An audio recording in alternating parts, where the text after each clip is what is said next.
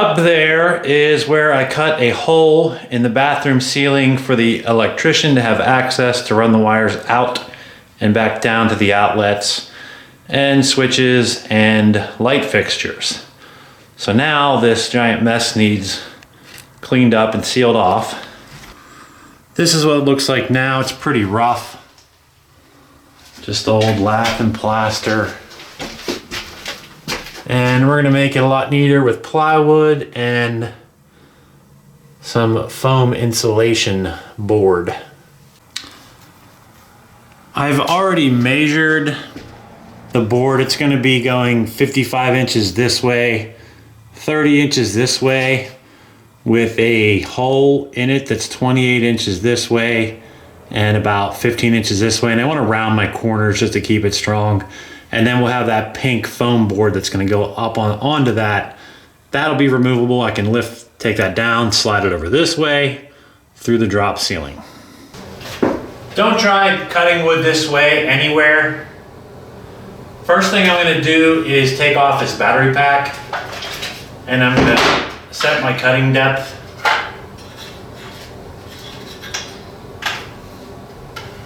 Just wanna set it so the teeth come through the wood a little bit.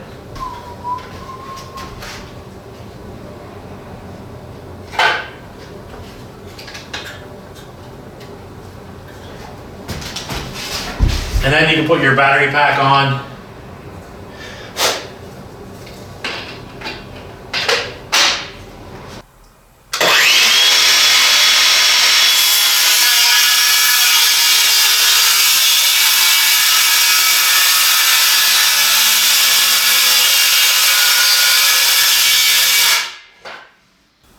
So now that I am not starting at the edge of the board, I'm gonna have to pull my guard out of the way. Then I'm gonna place the front of the saw down where it should be. And then when I turn it on, I'm gonna watch that blade go into the old cut.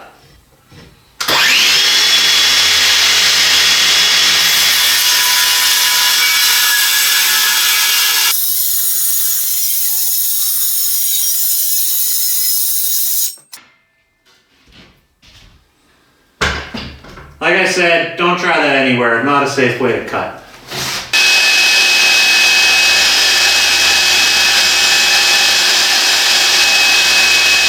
This is our piece at its final size. These green lines here represent the hole that we're gonna cut out. So this rectangle here. And then I'm gonna take this can of Neverdol and I'm gonna set that right in the corner. And I'm gonna trace around here to give that a radius, because that's gonna keep this intersection here, this corner, a little bit stronger if this has a radius instead of a sharp corner where this wood can easily break out that way or this way. I'm gonna be making a plunge cut into the wood, so I'm not starting at the end of the wood, I'm gonna be starting in the middle here.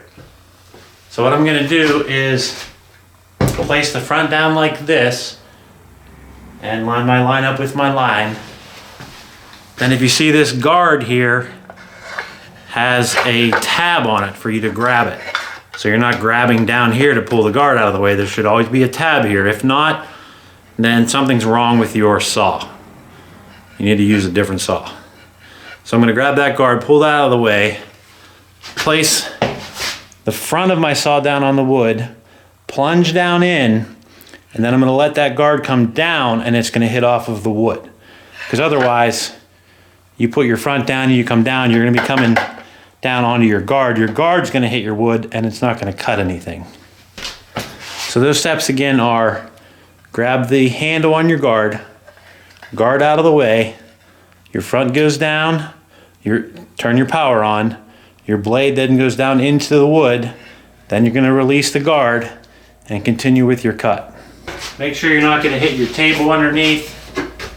So lining up my line, pulling back my guard, turning it on and plunging in, then releasing the guard.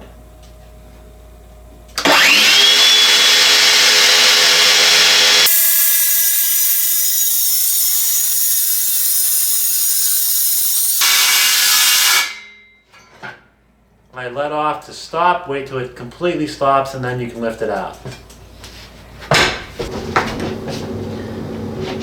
So we're gonna put the saw all the way down in. Make sure you can see. Make sure you're gonna be able to see around the whole cut. Make sure you're gonna be able to turn the whole way. Make sure your cord's not in the way. Make sure you're not gonna hit your table underneath. Make sure your piece isn't gonna fall. Make sure the camera's on.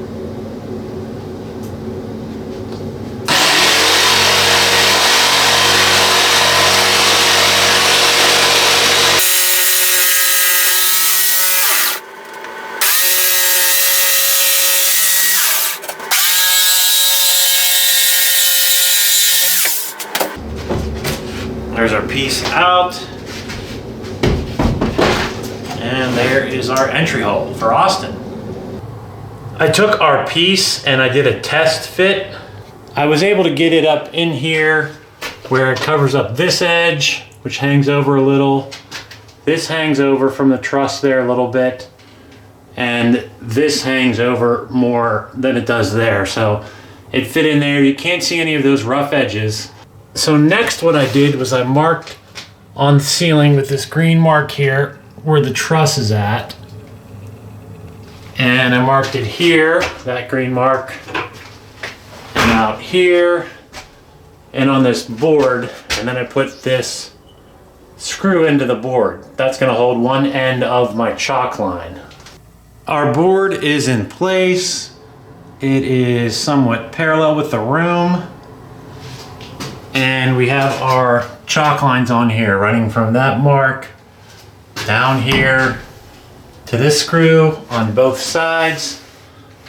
This pine board was from the house that was actually covering this mess of a chimney. And it happened to be the absolute perfect length to temporarily hold that up. Now our piece is in place. It's held in with these long screws and washers, and it looks pretty good. The only thing left to do is to make a foam piece as a door, removable door to cover the hole. I'm now making some pieces to hold the cover. I need a parallel line, so I'm going to start with this parallel down here. I'm just going to fold this up, draw a line. So this is going to hold my board, then I need a piece underneath that. So I'll just go parallel to that. I need this second piece to be smaller. So this will make sense after I cut these and install them. But right now I just have these two lines on here. Here's our completed hatch. I'm going to show you how it works. You take these knobs here and turn them to the right. Turn them to the right because that way they never get loose.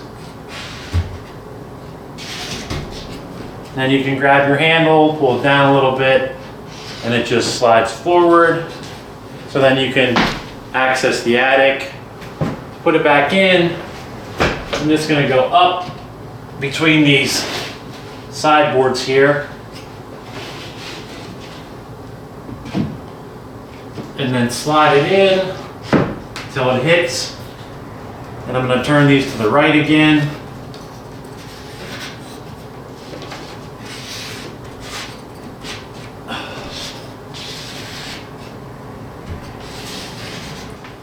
And our hole is covered now. Below this is going to be a drop ceiling, which should still leave enough room for me to be able to get that piece out of there.